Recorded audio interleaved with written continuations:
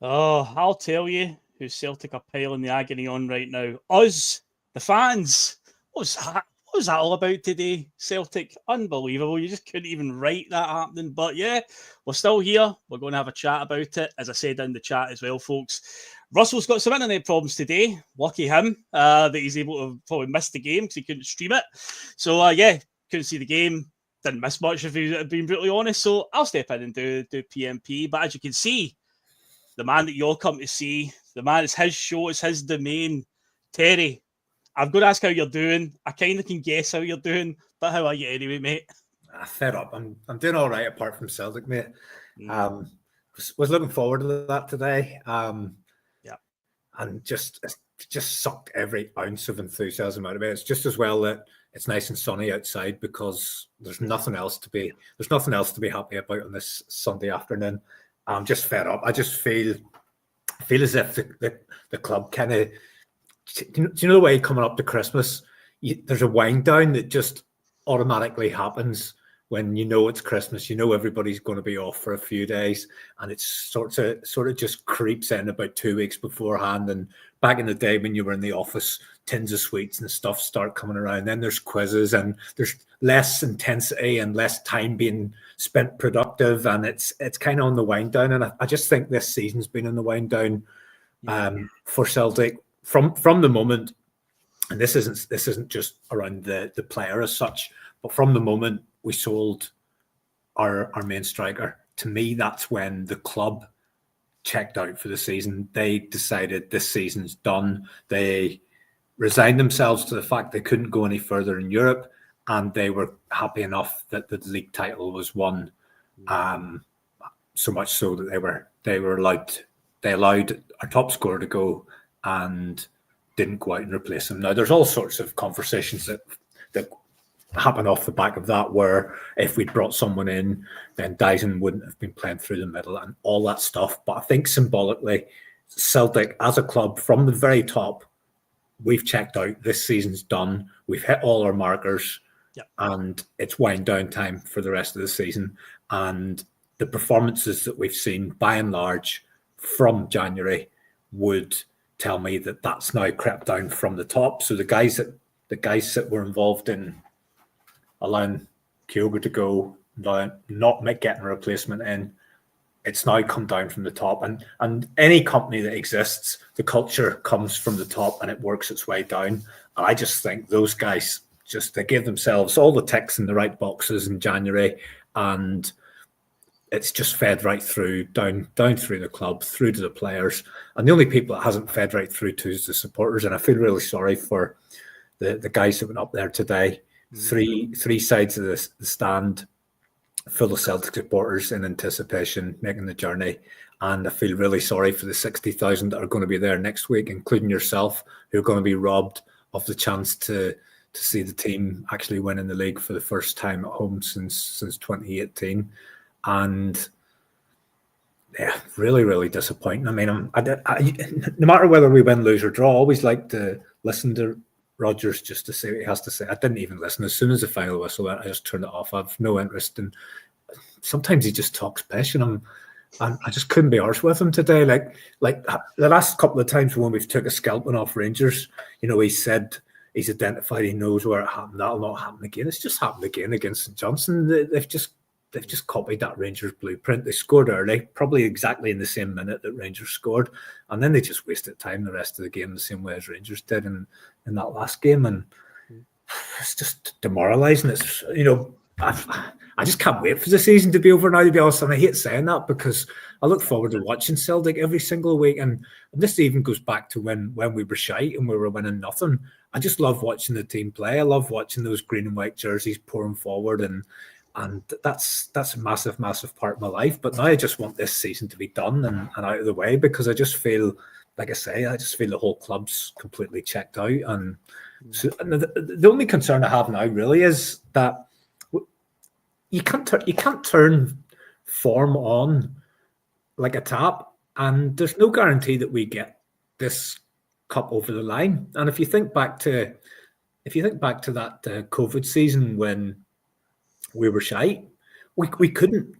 You get a cup final against Hearts, in the midst of the next season, wasn't it? Wasn't the cup final? Yeah, we played them in December. Like, if you think that final went to penalties, and there's no guarantee that we just. I think everybody thinks when the semi-final and the final hopefully come round that we'll just up our game again, but it's not as easy as turning it on just like a tap, because once that culture's in, and it's now widespread, it's deep within that team, it's spread through the whole club.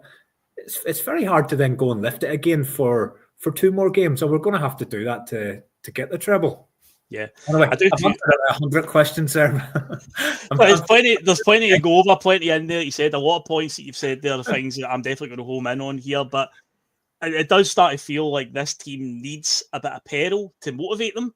It has felt like for a while that we're miles ahead, and it was another one of those weird weekends. It's happened a couple of times now in recent months that both Celtic and Rangers lost on the same weekend, and it's like, again, we've got no real risk. And to me, for Brendan Rodgers to come out and say things like, we want to finish the season in style, we want to sprint over the line, and then you just phone it in like that, it's just it's scunning for us, the fans, as you're saying. We're now robbed of next week. We could have won the title in front of our own fans. We could still win the title next weekend, but we'll wait until Sunday till Aberdeen and Rangers have played, but it won't be in front of any. It'll be another result will have to happen in our favour for Celtic to be champions. If we beat Kilmarnock, then if Rangers lose at Pittodrie on the Sunday, Celtic will be officially champions. But it's not the same. And that's very likely to happen. It's very likely that we'll win the league with kicking a ball, just the way this season's gone. Because no matter how bad we have been at times, and again, this is just an emotional reaction to what we've watched today. But we've seen this performance too many times. That performance today, we've seen it too many times this season. And, no matter how bad we've been, the main opposition have been worse. And I don't know if we're the better team or we're the less worse team. I don't know how I want to describe it, but I don't know. I'd love to hear. I will actually go back and watch what the manager had to say, because I genuinely am interested. I watched Barry Ferguson's interview yesterday, and again, I've absolutely no love for Barry or Rangers, but I was very, very refreshed with his post-match press conference yesterday. I mean, he just called it out as he was, and as it was. Sorry, and you don't hear managers being as brutally honest as that, and it's probably because he hasn't an awful lot of experience. He probably is very, very similar to Lenny when Lenny first went in there,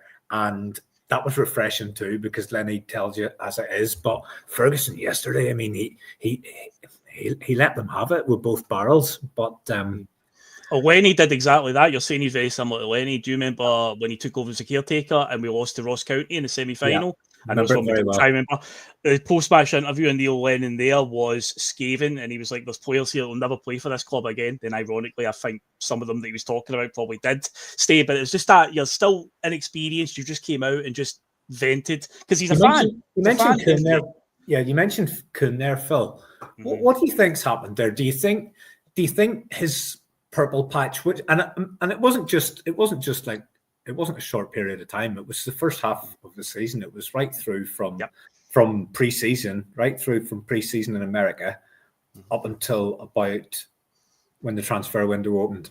Now, I don't know anything, but his face and his demeanor and his performances from when the window opened or closed, shall we say, because he had a good game in Munich. From when that window closed, everything about him just stinks the place out.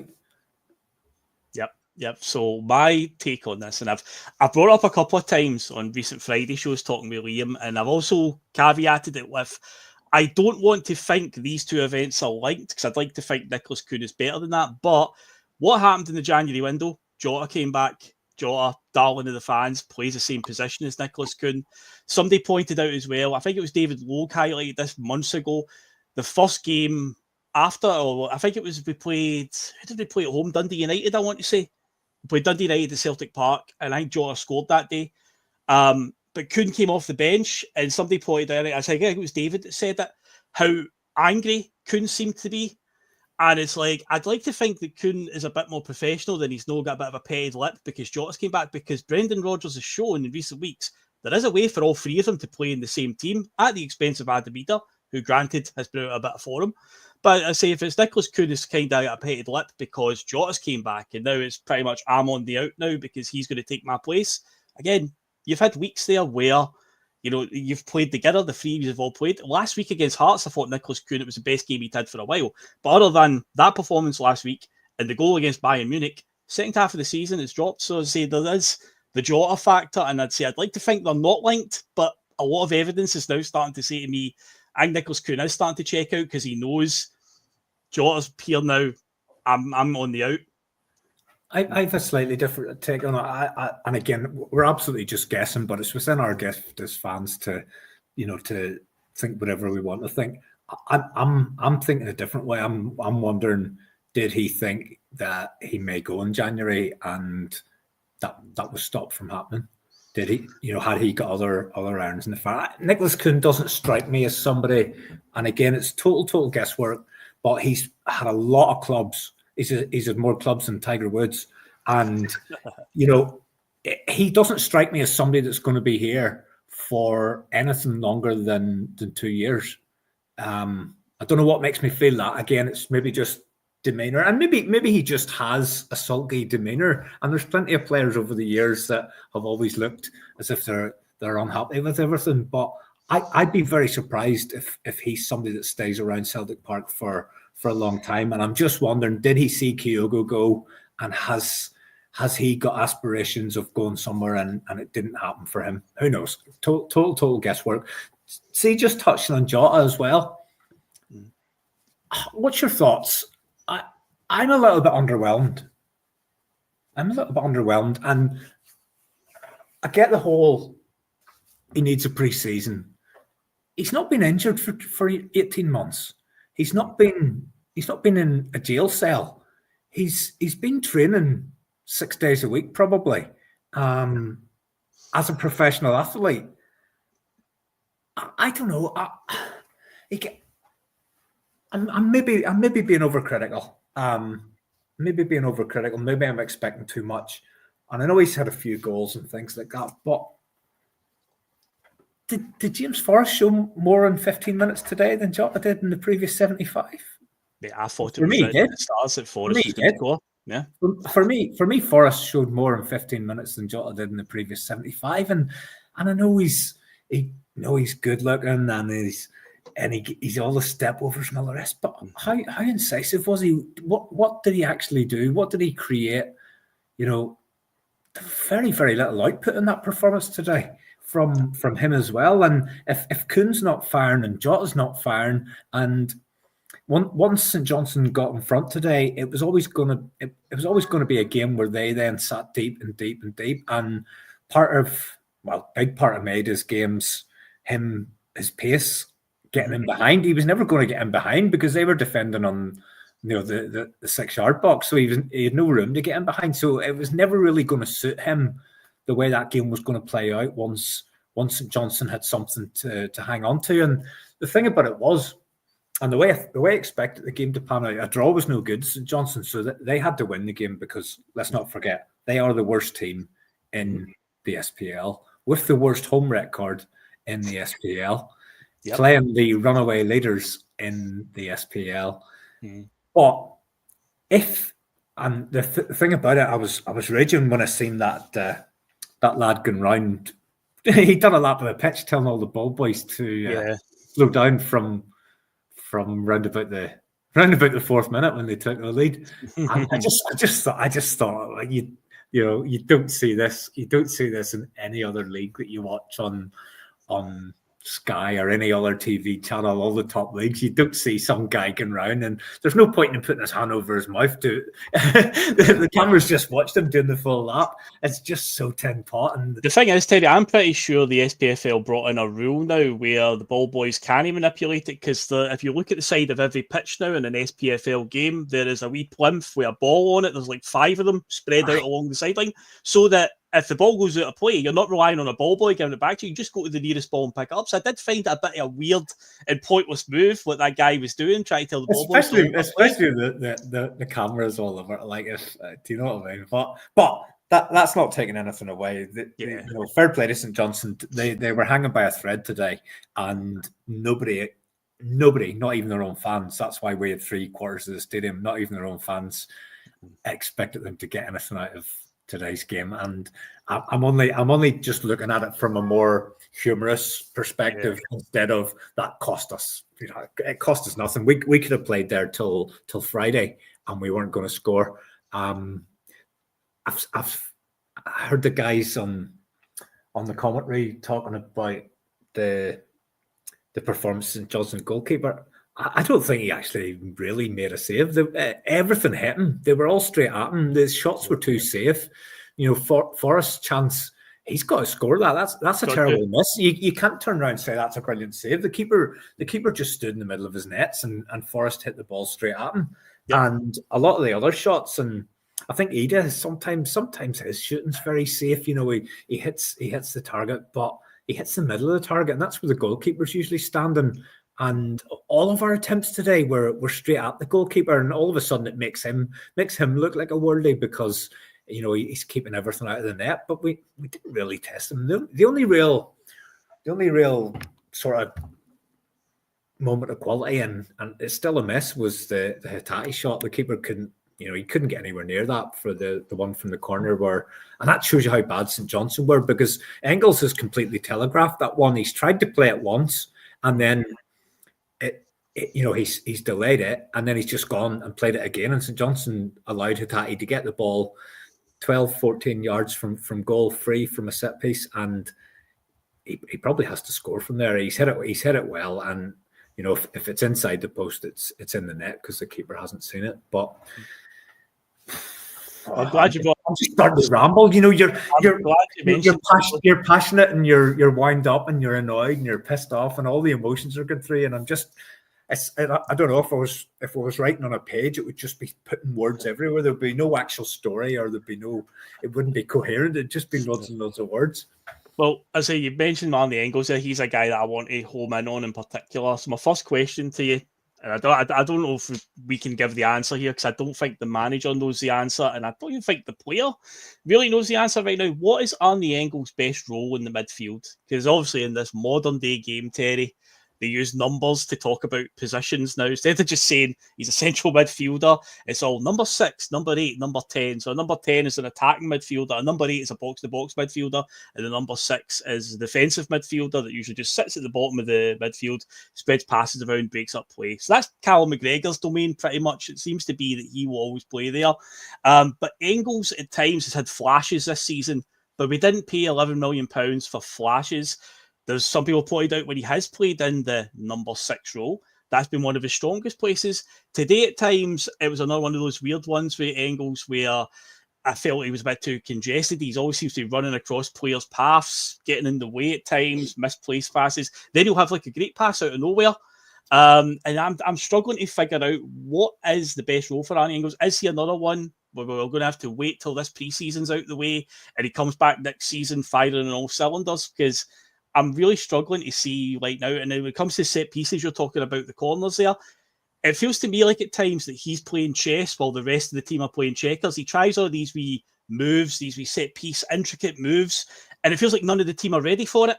And it's like, did they practice this in training? Does he give them a clue that this is what he's going to do or anything? There's at times where we set pieces because he's tried something a bit out there, like a wee low ball, skimming along the ground, and it just doesn't. The team aren't ready for it. There was one in the first half where he flicked a wee short one to Hatate, who clearly wasn't ready for it, and he got a bit. The ball got caught on his feet, and so it's just one of the days where I say. But with Engels, I just feel like what is his best role right now? But I feel like the manager doesn't really know right now with him. Sub. There you go. Simple as that. No, I think he is a victim of the price tag, Phil, and that's not his fault. He didn't set that free. We paid it. Yet another example, and again, we talked about this at the time, myself and Russell, allowing the window to run down and run down and run down, and then you're bringing people in just before it closes, and they've missed that pre-season. There was deals that could be done. Bernardo and Ada, both those players could be signed the day the window opened. Nobody else was in for either of those two. They'd both been at us on loan, and we dicked about trying to save a few quid here and there. And yeah, we saved a few quid on Bernardo, but we paid extra on Ada. So it evened itself out. But the upshot was the players missed a large portion of the pre-season because we were messing about. Those deals could have been done. Arnie Engels, nobody else of any note was in for him. Otherwise, we wouldn't have got him. That deal didn't have to wait until the end of the summer.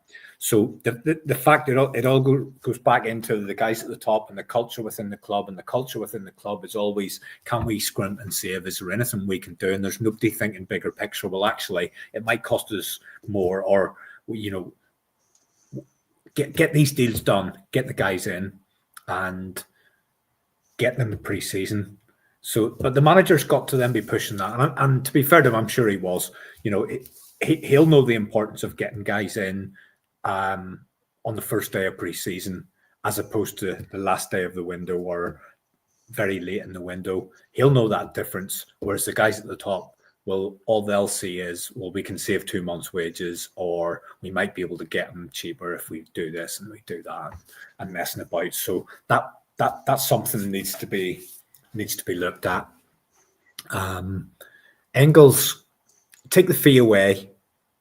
I think the fact we don't know what his position is means we haven't seen him. We haven't seen enough. We haven't seen anything to suggest he's a specialist in this or this. To me, at the minute, he just looks like a nice, neat and tidy midfielder who, in a really, really good team with really creative players around him, would probably look a really safe bet in terms of recycling the ball and things like that. But yeah, I think he's been brought in as somebody for us to build a team around, and we want him to be the guy that goes and makes the play and dominates the game and bosses the midfield. And I'm not writing him off as a dud or anything at all. I think he looks okay. I think he's got a lot of qualities. But has there been one game? And remember he went through that spell and where he got 3 out of 4 man of the matches at home and stuff like that. I don't know whether that was he was playing well, but I don't know whether part of that was the club trying to get a bit of momentum behind Arnie Engels or whatever. He was playing well enough at that point. And if he was somebody that you brought in for 2 or 3 million, you'd probably said, "Oh, do you know what? That was really, really good. Money well spent. That's a real bargain there." But I think the thing is, what age is he? 22? Something in that region, yeah, really young. 22. And I keep hearing people, well, you've just said really young. It's not really young. Lamine Yamal's really young. Yeah, he's 16. Yeah. Lamine Yamal's really young, and he's playing for Spain every game, and he's playing for Barcelona weekend. Won the Euros last summer. That's really young. That's really young. That is really 21 is young, but come on. If you know that 16, 17, 18 is young for footballers. I've no doubt if we wanted to sell Engels tomorrow, we would get our money back, no problem, because I think he's got that reputation and I think he's got all the qualities. So I'm not concerned in that way, shape, or form, but I really want him to go and take a game by the scruff of the neck. And part of me thinks that with McGregor around, maybe he's not going to do that. But then there's been games when McGregor hasn't been around and he hasn't done it either. And I mean, at the age of 21, 22, maybe that is still young to go and take that responsibility. But then Lennon Miller, 18, 17, 18, whatever he is, he's captain of Motherwell. He's taking responsibility. So that sort of puts that argument out the window. It's a hard one to answer. I think he's a competent midfielder, all round, neat and tidy sort of player, but he's not going to go and get you 15 goals a season, and he's not one of those sort of man mountain ball winners who's going to completely dominate the midfield with physicality. I think he's just a neat and tidy player who would look good in a really, really good team with two top-class midfielders in beside him. Yeah, as I say, he's obviously quite polarising with a lot of the fans right now. And I've seen moments this season. Obviously, we need to say a wee bit more than that. You're right about the whole taking a game by scruff of the neck. I'm genuinely struggling to tell you a game where I feel like he's had that type of influence. So it's just been wee flashes here and there. But I'm the same. I will not give up on him. I think it will be a case of when you see what the pre-season brings. I know I brought this up on Friday night, speaking to the Punk Duck Warlord about what player was it we talked about again. I said maybe he needs a good pre-season under his belt, and Liam wasn't having it. He's like, nah, no, not having that. No, the whole pre-season stuff, because that's something that gets brought up a lot about a player that needs that. In fact, it was Adamida I was talking about, because Adamida's pre-season last season was a bit erratic, to say the least, but a lot of it was from Celtic fannying about and dragging their heels and whatnot. So I said maybe next season we'll see the best Ida. Could be the same with Engels, because it was very late in the window that we brought in Arnie Engels as well. But yeah, he was one today, one of many culprits, I think, that were just so off it. But let's go back to the very start of the game, because that's where the goal was. And this is a running trend. We're not necessarily going to home in on the goal. It is what it is. But this has happened a lot now in recent months, Terry, where we seem to lose goals either very early in a half or very late in a half. Oh, he's disappeared. Keep on. All right, okay, if you can hear me, I'll keep on going. But yes, obviously we've seen it in some recent games. Obviously Hibs, when we lost at Easter Road, they scored early in the half and they scored right at the end of the first half. Rangers, when they beat us at Celtic Park recently, scored a goal early in the first half and very late in the second half. And I believe up at Dundee, when we drew 3 each, I think they scored a goal right before half-time. There seems to be this thing with this Celtic team at the moment, where they seem to be switching off either at the very start of a half or running up to the end of a half. There seems to be this sort of like mental switch off, and then they get motoring, they start to get into the game, but it shouldn't be we start so bloody slow and give ourselves a mountain to climb. Because that's what we end up doing. If we just can't seem to get a foothold in the game, then you're running the risk. But I don't know what's going on there. Is it some kind of mental thing? Again, is it playing into the whole, we know the league's pretty much won, so we're just very nonchalant about it all? But it is kind of a trend that's happening a lot now, Terry, with these sort of switch-offs early and late in a half. I think it's just that it's that culture of lethargy that I talked about. It's been there since January. And the thing about Celtic all over my life was how they used to just go from the first whistle, and it was cavalier attacking from the start. And there's just so many parallels with that goal today as the Raskin one in the home game a few weeks back. I was trying to get home. My young fella had a match this morning, and I was driving home. And I've been driving these same roads, right, for 48 years. But I was trying so hard to get home for kickoff that I took about 3 wrong turns on roads that I know like the back of my hand, because I'm trying so hard to get home for the kickoff, taking the shortest routes, and I've ended up tying myself in knots. So I've not got in until the 5th minute, and the goal's already in. So I heard it on the radio in the car, and I watched it back at halftime. So I think it's Sloop has given the free kick away. And in terms of the goal, it was a really, really good delivery, but you've got to defend it better. And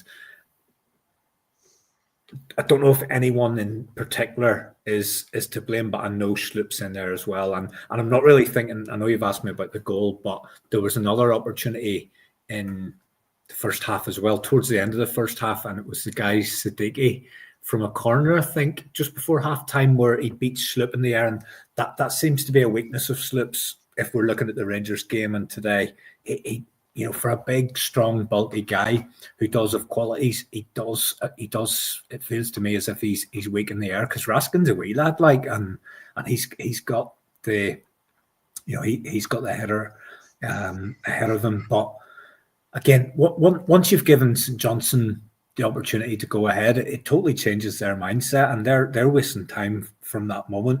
What would have been interesting would have been if we'd been able to get level. St Johnstone would have had to completely open up and go for it, because let's face it, they're down, and today won't change that. brilliant for them that they got the result in probably the game where it was least expected. But they're on the way down. Slow starts.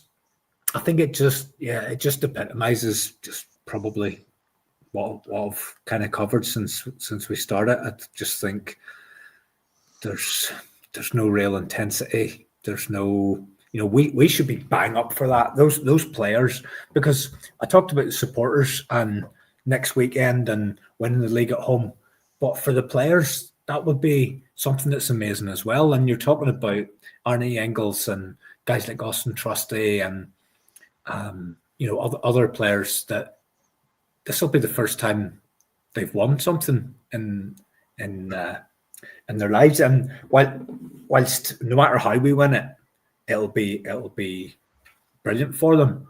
But there will be nothing like winning it at home in front of 60,000 of your own fans. And when those guys are long retired and they're looking back at days, it'll be days like that you remember when you're there, your friends, your family, everyone's there, your kids, and you win the title, and there's everybody around you is happy and all that kind of stuff. And they should have been so up for today to try and set that up for next week to kind of make sure that happened. And it's just not been there. But it doesn't surprise me that it wasn't there today, because it hasn't been there. It wasn't there at Easter Road. It wasn't there at home to Rangers. It hasn't been there since away to Bayern. And the bit I really struggle with is that away performance to Bayern. So if you look at the two games, look at the intensity we played away to Bayern. Look at the level of the Bayern Munich players against the level of the St. Johnstone players. And Bayern Munich aren't, it's not just that they're a team of quality footballers. They're able to do the dirty side of the game like nobody. Their press from the front four is up there with any team in world football. So it's not that St. Johnstone, went out there and they wanted it more, and it was, they closed us down harder than any team's ever closed us down. Nobody will close us down and press us like Bayern Munich did. And we were able to go to their back garden and put in a performance that we did. Now, ultimately, we didn't get the job done again. It was glorious failure, which is the Celtic way. There's another late switch off and a half that cost us that last couple of seconds, just switching off. But we were able to go in there and we were able to match Bayern Munich's intensity. So anything St. Johnstone were going to throw at us, all we have to do is match that, and then the quality takes over. But we weren't, we didn't even start. The pace didn't pick up until after the 8th minute. And, sometimes you're still able to rescue it at that stage, but, most times you're not going to, and we weren't able to. And again, I'm thinking ahead. It's that switch. You can't turn it on when that cup semi comes round. What if St. Johnstone score in the first 5 minutes in that game, and then they just set in again? Do you know what I mean? The start of the game sets the tone. And again, I didn't see the first 5, but I was listening to it in the radio, and I think from the kickoff there was a sloppy ball from McGregor that Sloop had to really stretch to keep it in play. And just those little initial moments, they probably don't feel important at the time, but how the game starts and how the team is in those first few minutes, that can set the tone in so many ways for what's going to happen in the next 90 minutes. Would it shock you to hear that we actually made the first really good chance of the game before they even scored, where Dazamida nicked the ball off the defender, played into Arnie Engels, he ran across the face of the box, and it opened up for him, and he just sort of had to square at the keeper. Keeper just put his hands up. Back to that one, straight at the goalkeeper. Yeah. It's like it opened up nicely for him. Maybe he just try and bend it into the far corner or something, but no, just hit it straight at the keeper. But that was within the first few seconds, or first minute or whatever. But then they got a header at a set piece. The boy who did score nearly scored, and then they did get their goal, and it was the same guy, as I say again. So yeah, we did get a wee warning shot there. But yeah, to see with here's the thing, Phil. Just go back to that point. Sorry to cut across you, mate. That's all right. That point about the start. See on another day. See if we start on fire and we score in that moment. That's where your 6-0 then comes in from earlier in the season. So it's all about the start. It's all about dominating from the start. If we showed St Johnstone today that we weren't really bothered, and I think they're gonna then feed off that. Then you add on top of that they get the early goal, and they've then got so much to fight for. Whereas if we start fast, we assert ourselves from the first minute, we get an early breakthrough, then it turns into the route that you're expecting when top plays bottom and you've scored 10 against them in 2 games and haven't conceded. Yeah, no, it's I say it's a worrying trend. And also, just again, another point on the goal and set piece. Mark Nisbet's comment on the screen, I brought it up, really can't defend set plays. You're talking there about the goal on Jeffrey Schlupp and the Raskin one. I don't think it's necessarily about being weak in the air. He seems to be like unaware of runners, because Raskin got the run on him essentially, where he just came from his blind side and he's not been aware of him when he scored in the Rangers game. And today, again, you watch the boy, he just comes from the right hand side in front of Schlupp and he's totally unaware of him. And that comes down to the manager's tactics when it comes to defending set pieces, because you've also got man marking and zonal marking. Now, I'm quite old school. I like man marking essentially, where it's like you pick your man and you stick to him, and if that guy scores a goal, it's your fault. None of this zonal marking stuff, but it seems like we do a bit of a weird hybrid. Some players have got a man and other ones it's a bit of zone. But again, if you are one of the ones that's designated to do that, then you need to be aware of the players that can run into that. And I say that's twice now. We've seen Jeffrey Schlupp get caught out with that when he's been sleeping, where a runner just coming across his path. Say Raskin did it. And as you rightly said, not exactly the tallest man on the park.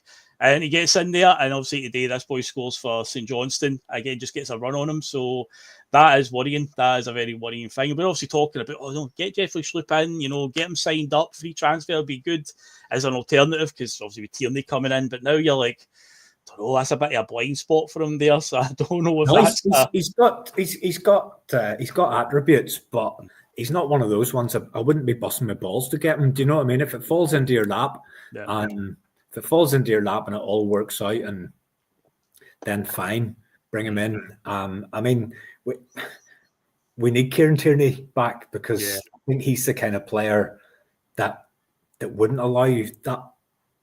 Do you know what?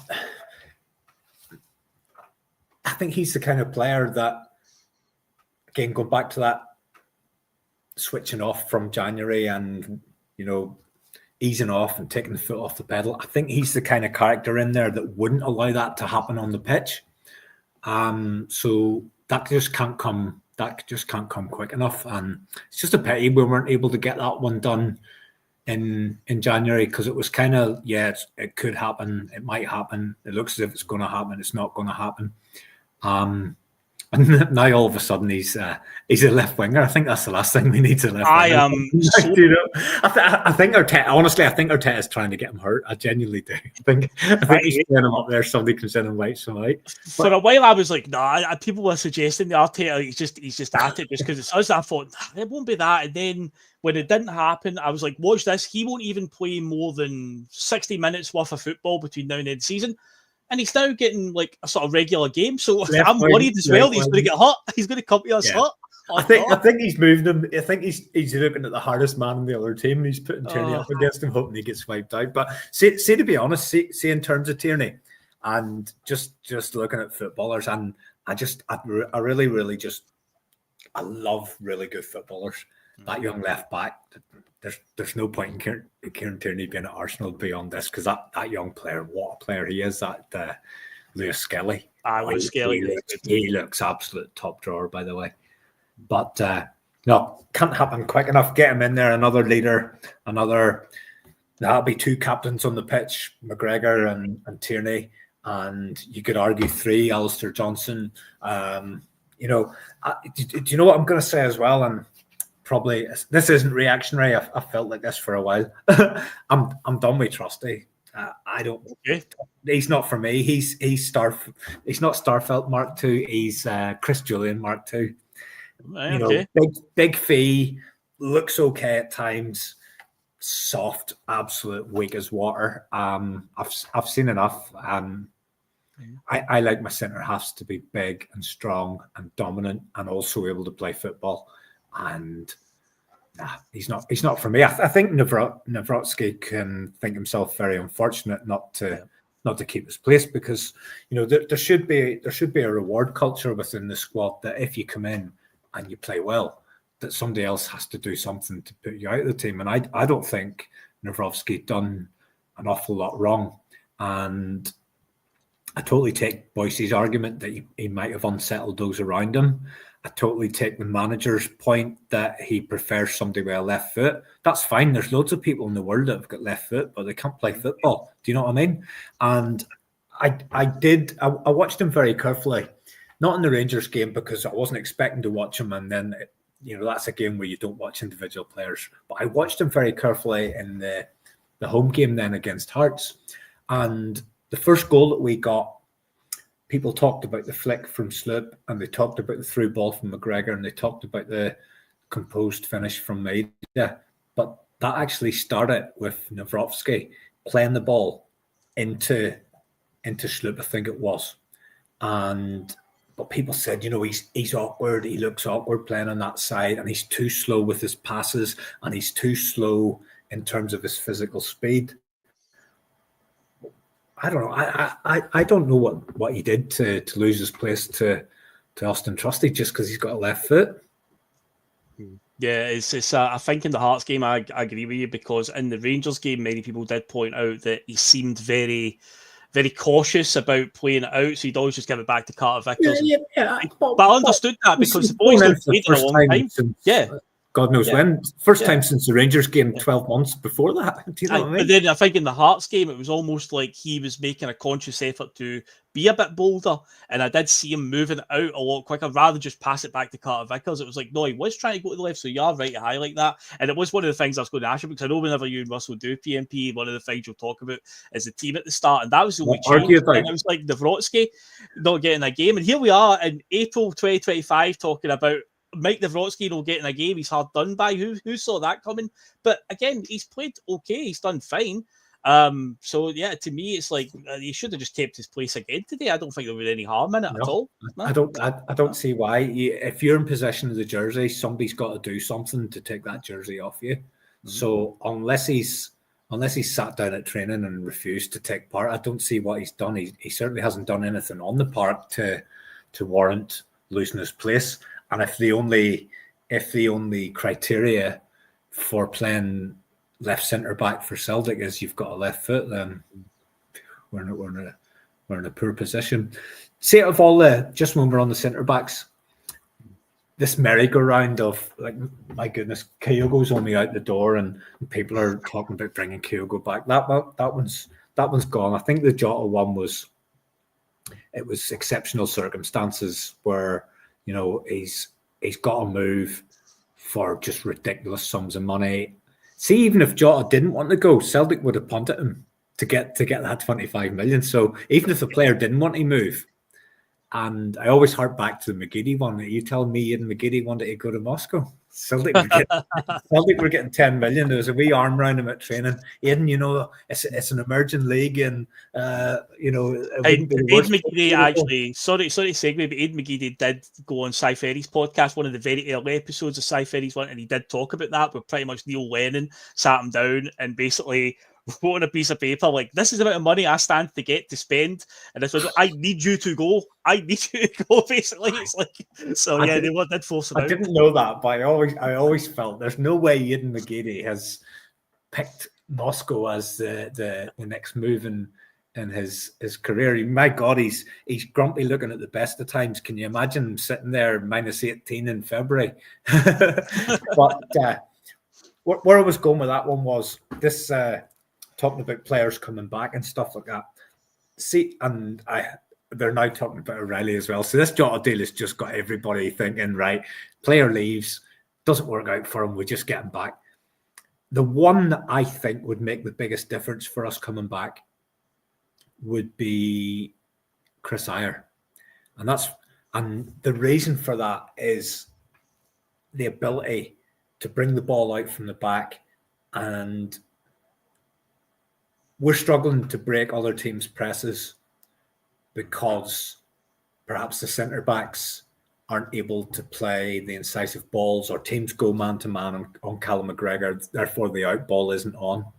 Christopher Ajer wasn't by any means the best centre-back or anywhere near any of the best centre-backs that we've had over the last 20, 30 years. But what he was good at was breaking the lines. He was actually really composed in possession, and he was able to eliminate people who were coming in to press him. So the first guy that comes in to press him, he's able to go by him. He's then able to go by the second one. Before you know it, you've eliminated two players. The press is completely gone, and then you give the ball. Once he gets to halfway, he didn't even stop at the halfway. He was able. It was very reminiscent, and this isn't comparing the two players, but for that one aspect of their game, when they played in the SPL, him and Van Dijk were able to basically run from one penalty box to the other unchallenged because they were so athletic and so comfortable in possession.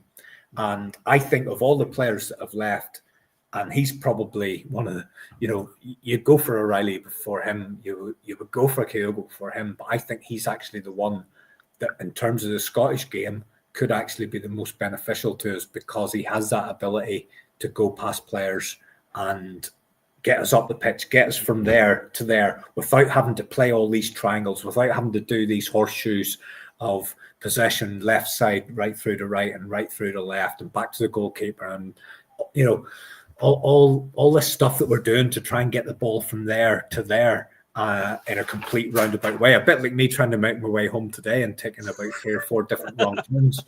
He was able to break the lines. And I think that would be a quality that we would really, really need from a centre back. And Trusty's not able to do it. And CCV, as much as we rate him highly, and he's kind of the stick on, he's the nailed on player. He doesn't really have that much ability on the ball. You don't see him getting forward. He's not somebody that really, makes forward runs and commits players. And he doesn't try any real elaborate passes. He's very, very safe in his passing. It's short passes. It's 5s and 10 yards. And I don't know. Trusty just doesn't do it for me. And I probably like to just pick on centre backs. And I know it's very hard on Starfelt. And see, looking back, we probably haven't had anybody that's better than him. Do you know what I mean? Since we probably haven't. Scales was one of those ones. Again, and it's going back to the Engels thing, because we got Scales for 750 grand. The expectation level was so low that his performances were then elevated to a different level because we'd only paid 750 grand to get him, whereas Engels' performances are dragged down because of the fee that we paid for him. Whereas if we'd paid a lower fee, we'd be talking about Engels as a brilliant signing. Do you know what I mean? Mm-hmm. But I think I'd like to see us go and get a proper upgrade. The way we've gone out now, and we've gone to the 9 and 10 million for a striker. We've gone to the 9 and 10 million for a midfielder. We've gone to 8 million for a winger. I'd like to see us going and getting a proper centre back that's going to just come in there and be better than everyone, including Carter Vickers. That's where I'd like to go. Carl Vickers isn't immune, to be fair. He's had some great moments for us over the years, and this season in particular, there's still been some fantastic ones. The cup final against Rangers, that last-ditch challenge when they were 4-on-1, exceptional. So he's obviously by far and away our best centre-back, but he definitely is not immune to mistakes. And we showed when we played Rangers recently and he had the armband, he's definitely not a leader on the park. He's not got that aura and that presence to influence the play on the park. He's a bit too quiet, and you don't want your defence, but you want your defence to be big and aggressive. On the Fagos and Trusty, I think it speaks volumes that Trusty's best performances have come in Europe when we've been under the cosh. See, when we're on the front foot. I mean, against Atalanta when we played them, I thought he was exceptional. Oh, he's brilliant against Atalanta. Absolutely, he was good against Bayern Munich away from home. I say all of our European, apart from the Dortmund away one, but everyone was dreadful that night. Everyone was terrible in that one.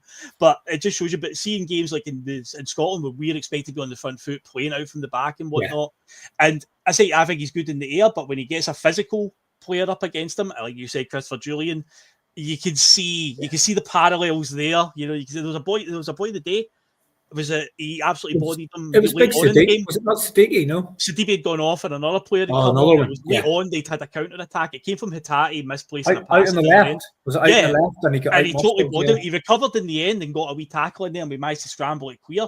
But the boy just completely bodied Trusty, and then we were Simon Murray up at Dens Park as well. Simon bloody Murray, how on earth? So yeah, he really doesn't like about the physicality, which is annoying.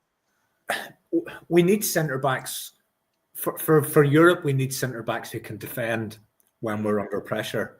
Yeah. But for domestic, we need centre backs who can break forward and break through that press and go and make the play. And we don't have it on either side. As good as Carter Vickers is and as much qualities as he's got, he's not that player.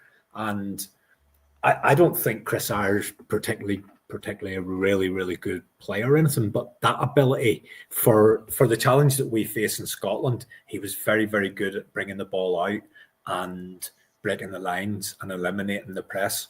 So that's just why that's the kind of player I think we need for. Well, ideally, you need someone who can do both. Someone who can do the backs to the wall defending whenever we're away in Atlanta or Dortmund, and someone who can carry the ball forward and commit players domestically. So I'd like to think we're going out and we're trying to think of that next level player at that end of the pitch as well. Yeah, definitely. What did you make of the subs today in terms of like changing it? Because I thought Bernardo would have got on at some point. The midfield was struggling, toiling at times. McCown coming on before Bernardo, I thought was showing, given that Bernardo kind of needs minutes right now. And I think Bernardo's a very tidy player. I think he always looks for to keep possession rather than Hatate, who'll take the risky pass. That was one of the subs that had me a bit puzzled. And then like Maeda going off for Ida, I would have maybe kept Maeda on and took Jota off at the time and put Ida through the middle. It was a bit weird to sacrifice Ida. So a few puzzling ones there, Terry. That's a fair shout, yeah. Like I say, I didn't think Maeda was, as a centre forward, it was going to be his game because they were just going to sit so deep. But in previous games, what he's done is he's moved Maeda out to the left and used Ida through the middle. Bernardo, I don't know, it's a strange one, Phil. He must feel very hard done by. He has to. I agree. He's probably, out of all those midfield five, he's probably the one that probably feels as if he hasn't had a fair crack. And I know a lot of McCown's minutes have been from the bench, but there have been opportunities where he's got the start and he's had his chance. And again, we could look at that Rangers game when Bernardo and McGregor weren't available and McCown got his chance. And I know it's very unfair that maybe your chance comes in that high pressure, supposed to be high pressure environment. I don't think those players looked as if they were under any pressure at all. But if your chance falls in that game, and that's your chance to impress, it's probably not the easiest game for you to do that in. But by the same token, at least you've been given a chance. And it doesn't feel as if Bernardo has had that chance where this is your game for you to go and impress. He's still very, very much, today we made 5 changes and he didn't get on. How does that happen? Do you know what I mean? Yeah, and then we also had the added blow of Yang came on, then got injured and had to play on with a sore shoulder. You saw his arm, basically he's running about with his arm like that, having to hold into his body. So basically his it's off when he's trying to run. So we kept passing it out to him, even though he was clearly had a shoulder injury, but that just summed it up. But the Bernardo one, yeah, I agree. It was bizarre that you make 5 subs and he didn't even get on at any point at all. And Maeda, who is obviously still in red hot form, Jota wasn't having much luck out wide. Sacrificed Jota out wide, put Maeda back out there and get Ida through the middle and try that. But yeah, we finished the game with Yang, an injured Yang up top, James Forrest, and Ida, who's a bit out of form at the moment. So that kind of summed it up. And one of the other players I just wanted to just home in on as well before we wrap up, because we've actually nearly done an hour, believe it or not, Terry. I know. I told you I wasn't interested in doing an hour, but there you go. This is what happens. Do you know what? Because I haven't been on in so long, I've actually enjoyed it as much as it's been a moan fest and we're therapy session, emotional and we're hurt. But I have actually enjoyed.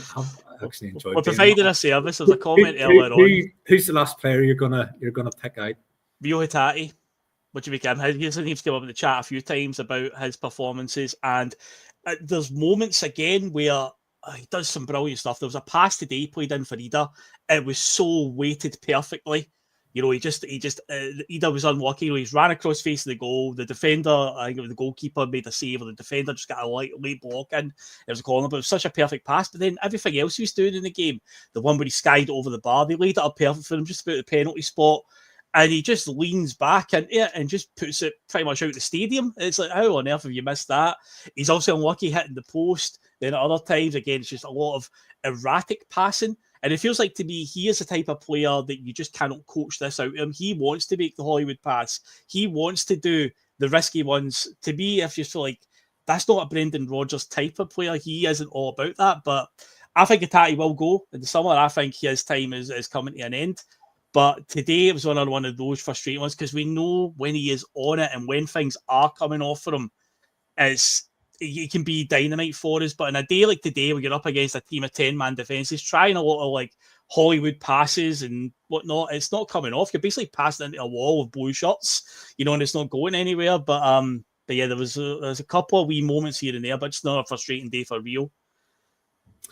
The manager gets a lot of credit, Phil, for bringing players on and improving them. Do you think Hatate's regressed since Rodgers took over? I think the Hatate that we had under Ange was a lot better. I mean, even Hatate's second season, he was not excellent under Ange, but when he first came into the club, do you remember he scored that one against Hearts and he scored goals against Rangers and everything? Man.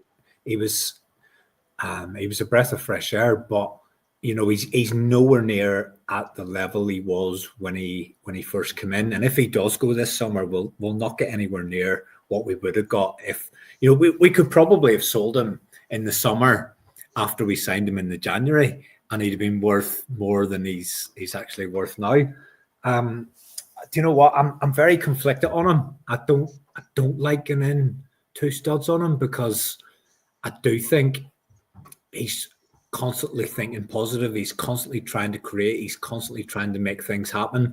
And I think there's other players who are constantly trying to be safe and constantly trying to just not be the person that gives the ball away. But they're not actually creating anything. They're not actually doing anything constructive. So it's a difficult one. I think he's regressed.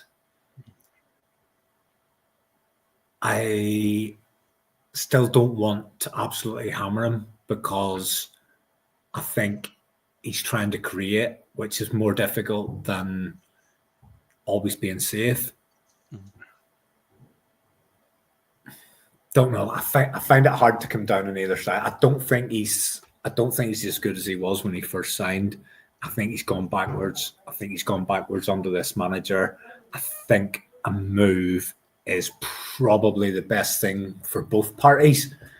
But I like him. I still like him. I really like him, and I think that, you know, with two more massive games to go in this season, and he could still be the guy that comes up trumps for you in a cup semi or a cup final, or, you know, say we get to the cup final and you're getting into the last 10 minutes or you're getting into extra time. He's still going to be the guy in the field that is one of the most likely to create that moment of magic that gets you the treble.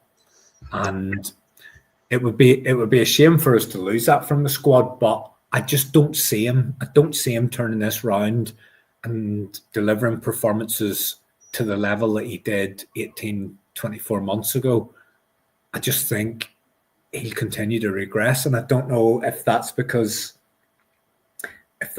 maybe he overachieved when he first came in, or I don't know if it's because this manager maybe doesn't have the same belief in him as the last manager, or I don't know if maybe these injuries that he's continually picked up, if they're all just caught up on him and he's just physically not the same player physically. I just don't know. I do get the same feeling as you. I do think this summer is his time to go, but I think we'll not get the premium that we thought we would have been able to get a while back. But at the same time, I don't see him turning around. I don't see him becoming that first 6 months Rio Hatate again. I don't see how that happens. And my own hope is that we get that young lad in from Motherwell, Lennon Miller. My hope is we get him in, and if that means Hatate going and we sell it to Miller, that there's an extra space in the squad. Callum McGregor's another year on. I think the narrative around Miller is that he's quite mature, and again, we've talked about him being captain. We've talked about him taking games by the scruff of the neck at the age of 18 and showing leadership and showing responsibility. And just from listening to people within the game talking about him, that he'll make the decision that's right for his career in terms of he'll want to play. And I think joining Celtic with 5 other midfielders in contention for places probably wouldn't see us get him. But if one of those who's a regular starter, and let's make no bones about it, that's our go-to 11 today. That's the manager's go-to 11. As much as I said that maybe Brendan hasn't got the best out of Hatate in the same way as Ange did, that's his go-to 11. That's his strongest team. If he's got a match tomorrow and he's putting out his best team, Hatate still plays. But in terms of getting Miller in, then maybe Hatate going, McGregor being another year older, that's maybe how that deal happens. But I'm not going to go completely in on Hatate, and I see a lot of people saying, he's shy and he constantly gives it away and all this. I still think he's trying to make things happen, and that's a lot more difficult than always playing it safe and stopping things happen or being a destructive midfielder. It's a lot easier to stop things happening than to make them happen. Yeah, as I say, there was moments of the day he's inches away from a fantastic pass to Ida. If Ida gets on the end of that, just in front of that defender, that could have been the equaliser, and he hits the post. And again, it's like, so for every good thing he does, and we know it's there, and he's got it in him, you get moments like when he blazes it over the bar from like 10 yards out. Just how he managed to do that was ridiculous from that distance out. But just one of the days, sadly, and nobody really gets any pass marks. And as it stands right now, yeah, it is a status quo as it was going into the weekend. As I said earlier on the show, it was one of those bizarre ones that we've seen a couple of times now where both Celtic and Rangers managed to lose in the same game weekend. Funny old game, isn't it?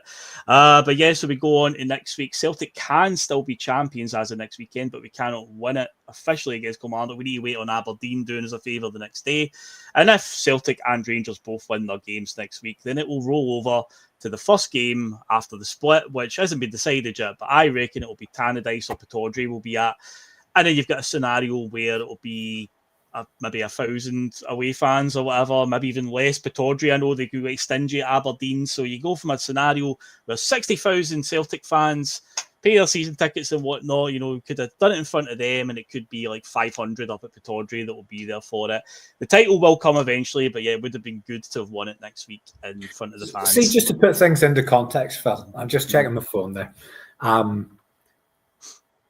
Barcelona drew at home to Real Betis yesterday, and Real Madrid lost at home to Valencia.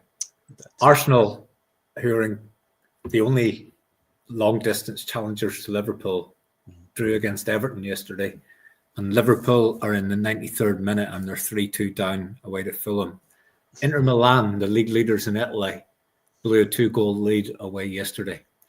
So these things do happen. Yeah. Do you know what I mean? Football isn't played on a piece of paper. Footballers aren't robots. It's not a computer game where you just feed in all the players and all the abilities and it just turns out result after result after result. Mm-hmm. This isn't just something that happens with Celtic.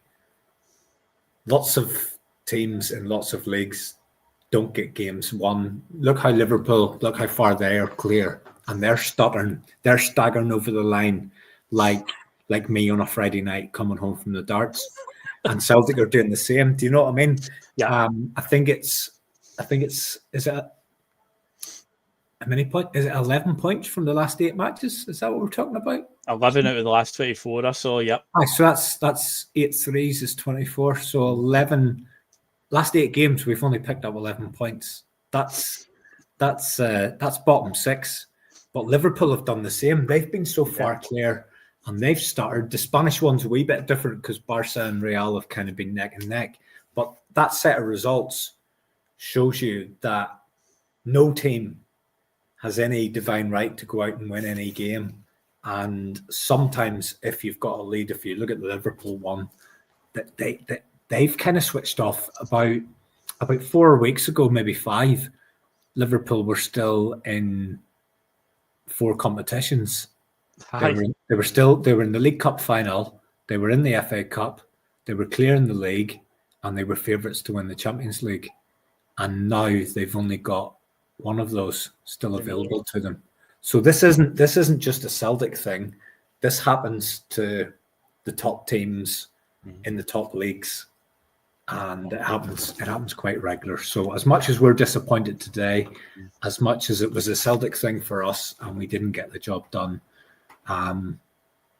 sometimes the best teams just find it difficult to get up for games that don't matter.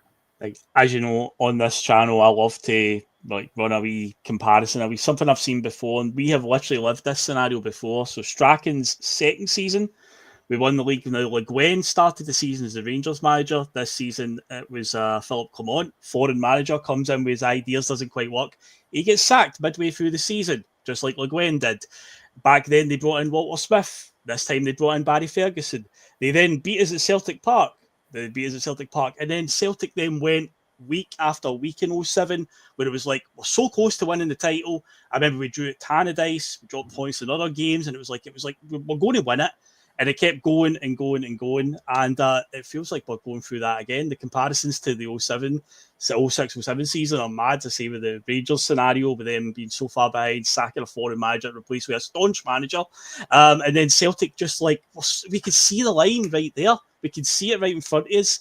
And it's just like, it just keeps on just a wee bit further away, just a little bit out of reach. And it's like, we'll get there eventually, but it's very, very frustrating to sit and watch. Because what more motivation do you need, Terry? Really, as players, what more do you need? To me, and maybe I'm just being naive, but from Brendan Rodgers, from a team talk point of view, what does he really need to say? It's like, it's right there, guys. Go out and do it. But no, it's just evading us a little bit at the moment. It's just, we've got one hand on it. And but it'll come eventually. Do you know what the hardest thing's going to be, Phil? For those guys that are trying to position the last Celtic Rangers game to try and make sure that it's not a title decider. Do you know what I mean? Where are they going to put it to try and avoid that? Mm-hmm. Yeah, that's the problem, because that's a nightmare for them. They do want all of that happen. But if Celtic, because it's unavoidable. They usually make it at the start post split. So I think it will be the third game of the split, because usually we're due 3 away games, 2 home games. So we'll get Tannadice, Pittodrie, and Ibrox. I think will be the 3 away games we'll get. We'll get Hibs at Celtic Park, and probably Hearts or Motherwell will be the other one we'll get at Celtic Park. So the last game's going to be at home, so it'll be trophy day. And then I think we'll start with an away game. I think it'll be Tannadice, Pittodrie. The second last game of the split is always a midweek game, so they won't make that the Ibrox game, because they will not have a scenario where it's a nighttime game and fans can be drinking all day, even though it'll be midweek.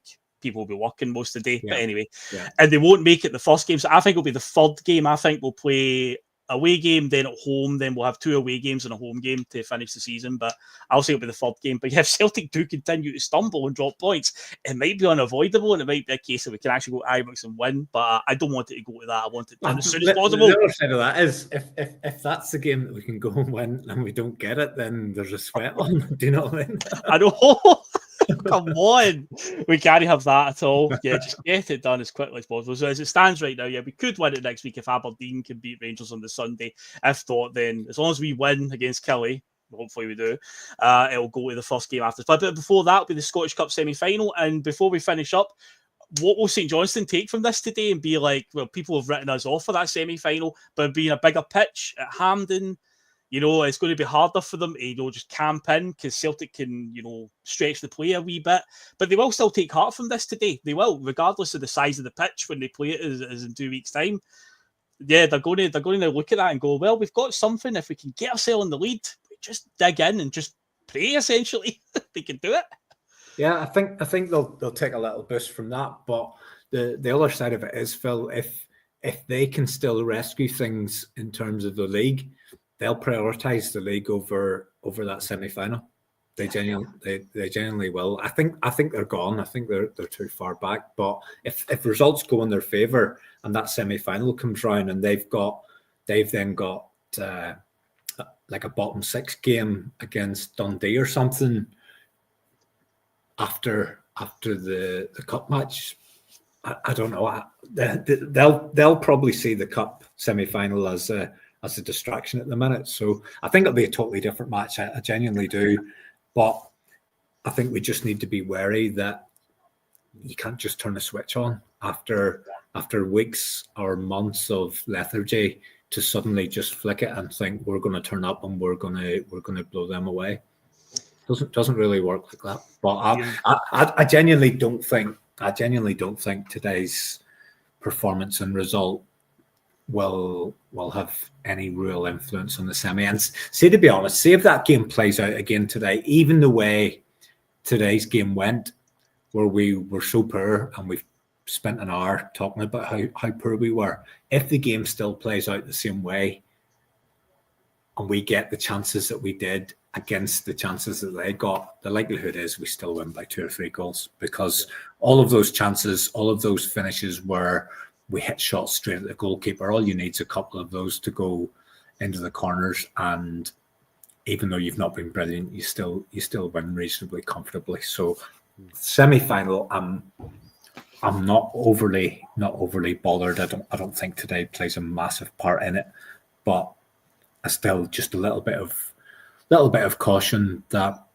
it is hard to pick up the thread when you've dropped it. The invisible force, momentum.